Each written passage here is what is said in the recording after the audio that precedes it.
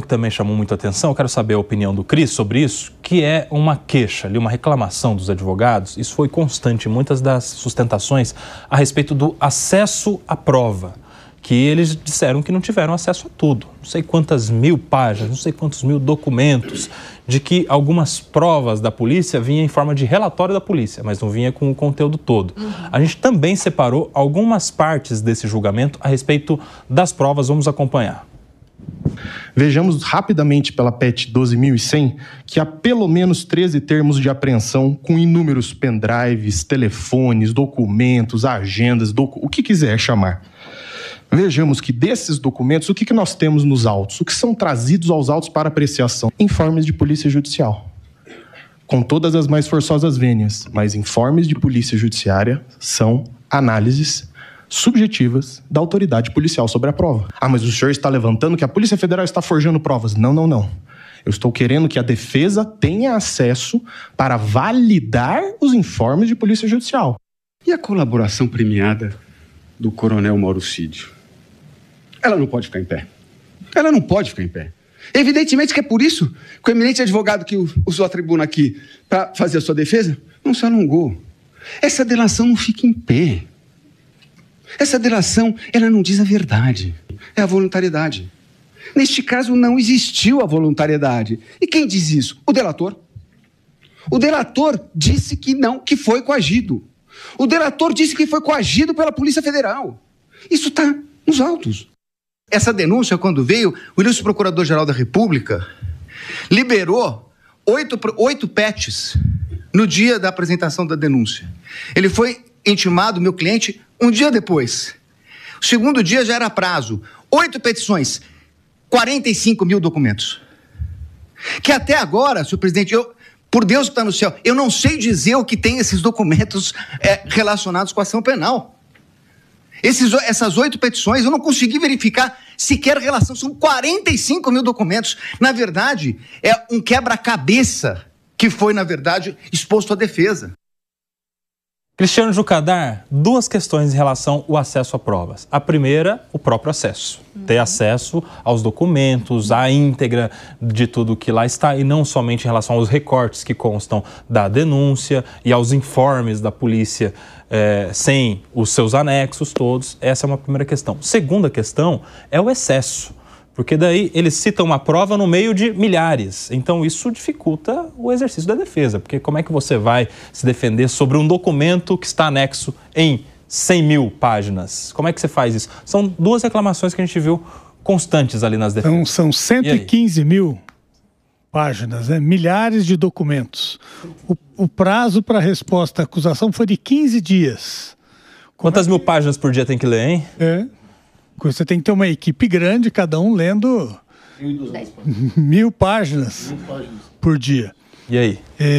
Agora, essa questão desse recorte que a polícia faz para pegar fragmentos de conversas, fragmentos de documentos e montar de uma forma que corrobore a sua narrativa, isso a gente viu acontecer na Lava Jato, isso acontece nos processos aqui em primeira instância, das polícias civis, Polícia Federal, eles juntam o relatório e é uma luta para você conseguir acesso à origem dos documentos.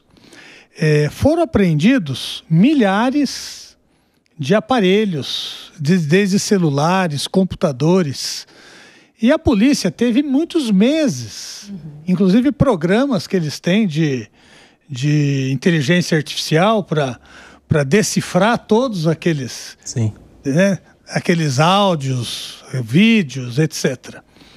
E a defesa não tem essa estrutura, nem o tempo para poder fazer isso, nesses 15 dias. Então, a falta de acesso às provas, a dificuldade pela quantidade de documento, eu vejo isso um cerceamento de defesa muito sério, porque o exercício da defesa ele tem que ser pleno.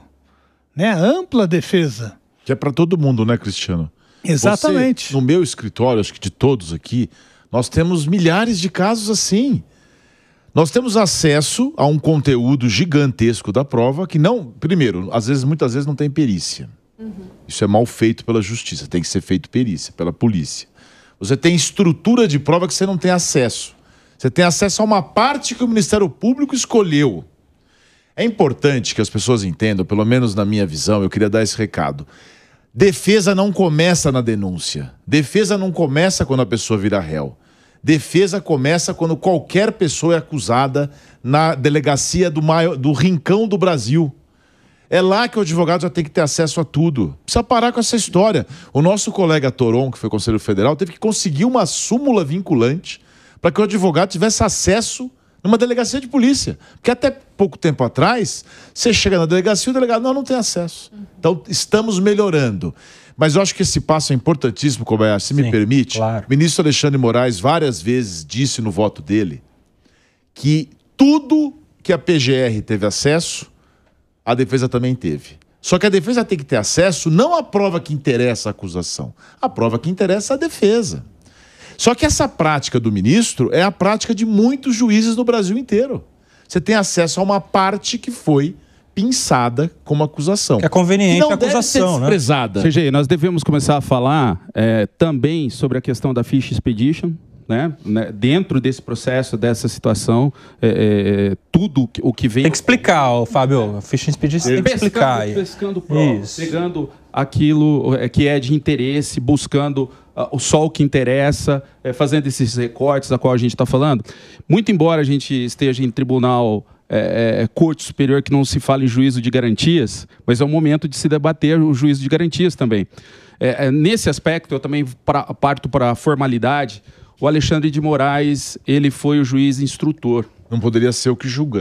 Então, mas segundo a doutrina e os entendimentos, na Corte Superior isso não teria a questão do juízo de garantias, né? Que deveria ter. Então, que deveria ter. Aí eu concordo com essa situação, porque ele já se contaminou, ele já teve contato, ele já está com a convicção dele formada. É a coisa mais óbvia que o Alexandre de Moraes não devia estar nesse caso. Até o Papa sabe disso. Todo mundo sabe, mas ninguém faz nada. É só discurso. Só para deixar claro, o que é isso que o Fábio está falando, a coisa do juízo de garantias? A gente teve uma mudança na lei, se não me engano, foi no pacote anticrime, né? Que a gente teve instituído o juiz de garantias. O que significa isso? Que o juiz que cuida dos pedidos durante a investigação não pode ser o mesmo juiz que depois vai julgar quando isso vira eventualmente um processo. Por quê? Porque ele se contamina, até inconscientemente. Imagine só alguém que durante a investigação determinou um mandado de busca e apreensão, tomou o celular de alguém, tirou lá o seu sigilo bancário, até mandou prender pessoas. Imagine só para essa pessoa se para ele, lá no final do processo, ele vai ter a tranquilidade de falar, não, essa pessoa merece ser absolvida. Aquela prisão lá atrás que eu determinei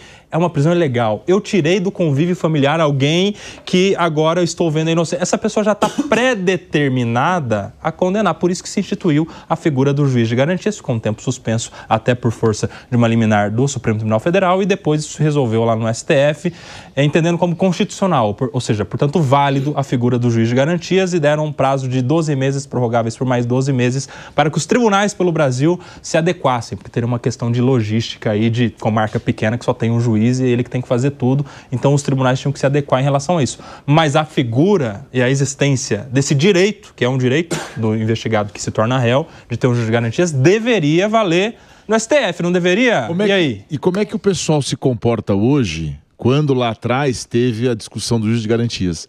As pessoas que estão sofrendo hoje, lá atrás, dizem, isso é bobagem, isso é impunidade, isso é coisa de bandido. Esse debate que eu não vejo aqui, que eu fico feliz, é um regozijo participar com pessoas ponderadas, é que as pessoas entenderem que nós não estamos defendendo ninguém aqui. Nós não estamos no casuísmo dessa situação. Sim. Porque esse problema de direito de defesa, ele assola os advogados e a cidadania há muitos anos no Brasil. E tem piorado. Como é que a gente pode piorar? Qual que é o saldo do julgamento? O advogado foi preso. O colega foi lá, mas ele não era daquela causa. Ele é do processo. Ele não era daquele dia. Que história é essa que advogado não pode entrar no Supremo? Já começa por aí. Aí prenderam o advogado porque ficou bravo lá, foi mais contundente e tal. Então, esse é o retrato do judiciário do Brasil e do mundo. Pune-se o inimigo de plantão. E aí um dia você é o inimigo do plantão. Deixa eu trazer. Essa postura do STF contamina o judiciário inteiro. Já aconteceu isso na Lava Jato, houve um recrudescimento da postura dos juízes contra o direito de defesa, contra as prerrogativas dos advogados, amparado na postura dos tribunais superiores. E isso daí vai chegar com mais força ainda na primeira instância. Você sabe que à medida em que o próprio STF começou a limitar direito de defesa em sustentação oral, depois a gente viu que virou isso pelo Brasil todo, com uma resolução do CNJ, agora até muito questionada, que foi pela OAB, eles deram um passo atrás. Mas você sabe que isso repercute, tem um efeito cascata também, né? Deixa eu trazer para a conversa aqui o Rodolfo e o Kriegner, que farão aqui as suas considerações. Kriegner é um cientista político, o Rodolfo é um estudante de direito, daqui a pouco vai estar aí também advogando. Mas, ô Kriegner, fala a sua visão sobre esta reclamação que você notou no julgamento da falta de acesso às provas. Foi bastante assustador e acho que deixou bastante gente com dúvida, porque logo em seguida o ministro Alexandre de Moraes apresentou as datas de acesso, né? Então aí ficou parecendo que alguém mentiu nessa história. O que a gente está entendendo aqui é que existe uma diferença. Mas eu tenho duas perguntas, se eu puder colocar. A primeira delas é que quando a gente olha a denúncia, e quando a denúncia foi publicada, eu fiz questão de ler, são as 272 páginas, você tem 20 páginas de uma introdução. E o título dessa introdução é Uma Introdução Necessária. E no dia, nós estávamos no Linha de Frente com a doutora Eliana Passarelli, também o Fernando Capês, que estava junto. Eu perguntei, denúncia, especialmente PGR, tem que ter introdução? Porque denúncia para mim houve um crime, e aí eu tô aqui na posição de leigo, tá? Aqui tem o clero aí da parte das leis, vocês, e eu sou o leigo aqui. Mas denúncia para mim essa aqui é a evidência, esse aqui é o crime, é isso que foi feito. Não precisa de uma narrativa ou de 20 páginas de uma introdução para dizer que o fulano é próximo do ciclano que foi pego no caderno. Me parece um negócio assim, olha, a denúncia aqui ela não é conclusiva. Você que vai ler, se a gente for olhar do ponto de vista da peça literária, né, vamos dizer assim, você que o autor está escrevendo, você que vai ler não vai encontrar nexo causal, portanto, deixa eu já antecipar o seu trabalho e construir um fio aqui que conecta um ponto ao outro. É isso mesmo ou não? E aí a segunda coisa que eu também coloco como pergunta eu sendo dos leigos aqui, vocês do clero, e vocês dizendo que ninguém faz nada, que esperança existe para nós leigos e o que pode ser feito? Porque o sentimento nosso é de impotência. Sabe o que acontece? Posso responder? Claro. Acontece o seguinte, os advogados estão batalhando, estão brigando, cada qual no seu comportamento. Eu levantava na hora que o ministro colocou aquele vídeo. Pela ordem, senhor presidente, pode tirar esse vídeo. O vídeo do Alexandre de Moraes é o PowerPoint do Dallagnol na Lava Jato. Ótimo. É espetacularização. Eu criei isso agora, hein? Nossa. Muito bom, muito bom. Não tinha pensado nisso. É a mesma coisa. Quando você usa de recursos pirotécnicos, você começa a sair da formalidade. O juiz é um ser humano maravilhoso, ninguém é contra. Tem bons juízes no Brasil. Não tem ditadura do judiciário, ainda. A gente pode cair numa situação irreversível, mas não tem. Porque a gente precisa entender que essas situações tem que ter respeito. O Ministério Público não pode se arvorar da condição maior que ele já tem. É muito poder na mão. Sim, fala, Pri. Eu vou explicar, porque ele fez uma pergunta que muitas pessoas, né, se questionam com relação ao que é essa petição inicial no processo penal. Coube, é bom a gente explicar. Explica, Pri. Só pegando a palavra do nosso querido Auri Lopes, ele fala que forma é garantia. Então, tudo que a gente está discutindo aqui é o passo a passo. O processo penal é como se fosse um quebra-cabeça. Então, sem uma peça, se você coloca uma peça lá em cima e falta outra aqui, ela não fecha. E aí, Kriegner, para explicar para você, lá no nosso Código de Processo Penal, quando o titular da ação penal, que no caso aqui é a Procuradoria-Geral da República, ela vai fazer, né, pedir para o Estado resolver esse litígio, ela tem que descrever... Vai traduzindo, Pri. Não, eu falei... Fala difícil, não. Não falei difícil. Tô fazendo bem bonitinho, né? Para resolver esse problema, esse litígio, o que ele faz? Tem que descrever os fatos.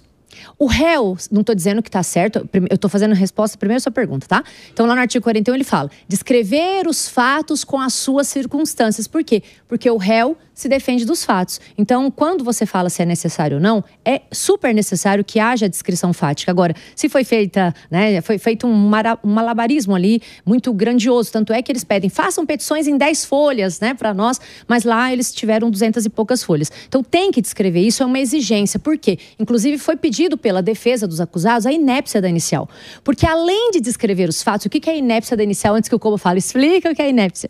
Quando ela não tem todos os elementos, a pessoa não consegue se defender. Então, uma das coisas são os fatos. Agora, uma outra coisa que é importante, que aí você também nos pergunta, é sobre falar, eu vou dar a relação de causalidade.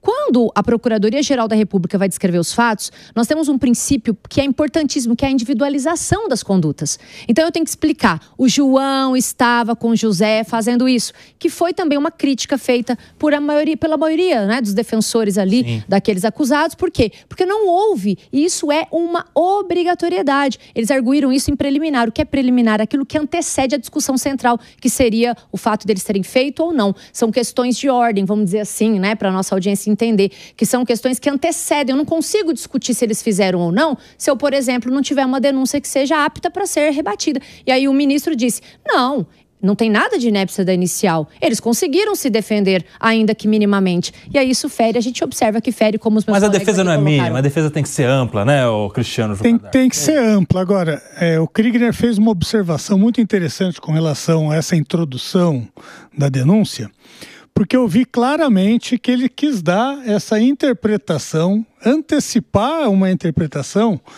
porque ele, ao individualizar condutas, a denúncia faz menção a lives, faz menção a reuniões, faz menção a documentos. São elementos que, individualmente, eles não caracterizam a prática do crime, nem de contra a democracia, nem para derrubar nem o crime de golpe. São atos que, individualmente, eles seriam mera cogitação ou atos preparatórios. Então, para poder dar uma interpretação de que aquilo já são atos de execução de crime, ele faz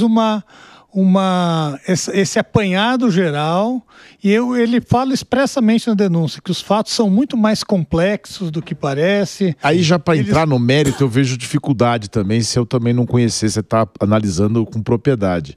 Mas o que me incomoda, Cristiano, é a maneira como o judiciário trata o apelo da advocacia.